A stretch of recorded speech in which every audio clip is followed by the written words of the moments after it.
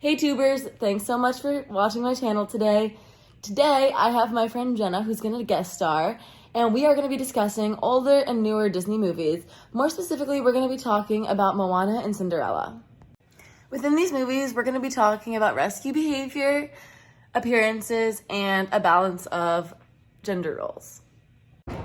Children learn from media. Disney movies are obviously very popular among children and families.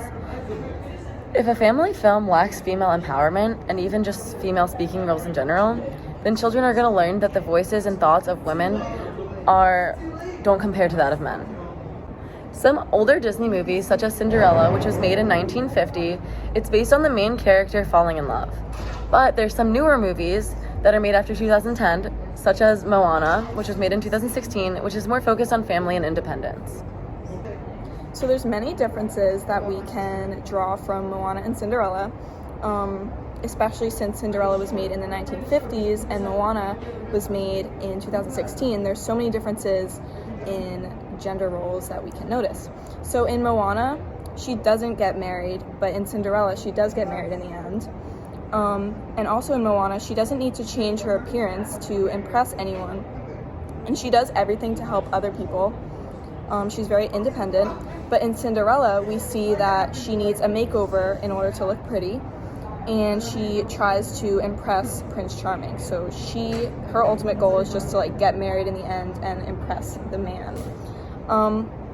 So we can get more specific with the makeover with something called the makeover paradigm, which we see in Darren Tuffon's article. He mentions how before Cinderella was made over, she embodied bad feminism. She didn't appear very ladylike, but after she was made over, she appeared and acted more feminine. She had her hair and her makeup done, and she had a big dress, which makes her look more appealing. And Moana never had a makeover, so throughout the whole movie, she was never more or less feminine. She displayed masculine and feminine traits, which is a big change from Cinderella in the 1950s. Going off of what you just mentioned about masculine and feminine traits, there's another prime message that's sent to young viewers of Disney films. What is it? Rescue behavior. Research that was discussed in Benjamin Himes' article states that female characters are much more likely to require saving than any male character in a Disney film. In addition to that, the climactic scene, which is the most dramatic rescue scene of the film, always consists of princesses not being able to act efficiently or independently in a life or death situation. This associates risk, strength, and heroism with masculinity, and it associates somebody being in need of assistance and weakness with femininity. In later films like Moana, there are changes that are demonstrated in the presentation of princesses' heroic behavior.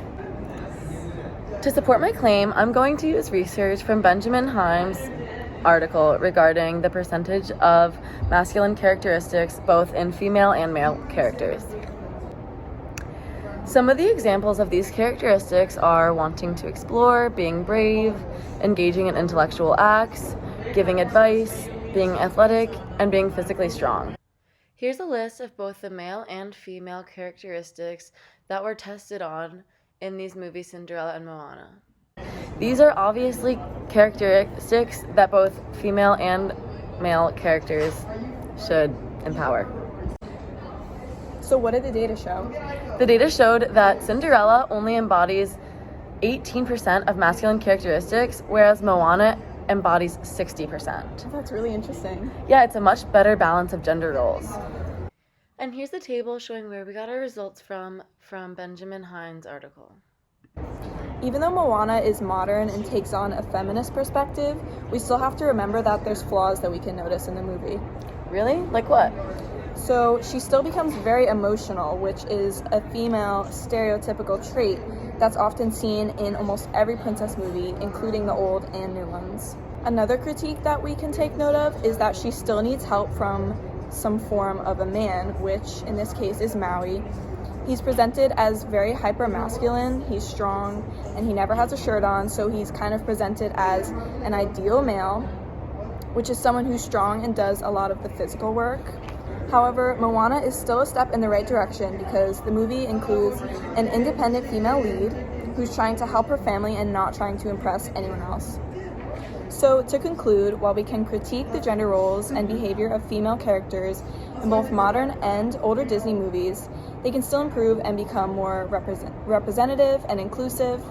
But the change in representations and themes from Cinderella to Moana show that Disney is taking a more modern and feminist approach when making these movies. Well, it seems like we covered all the topics that we wanted to. Thank you so much for coming on today, and thank you for showing us your perspective of the newer and older Disney movies. Yeah, thanks for having me. I'm glad we got to see both perspectives, both critique and sort of appraisal. I think we talked about some really interesting points, so thank you. Like and subscribe. Yeah.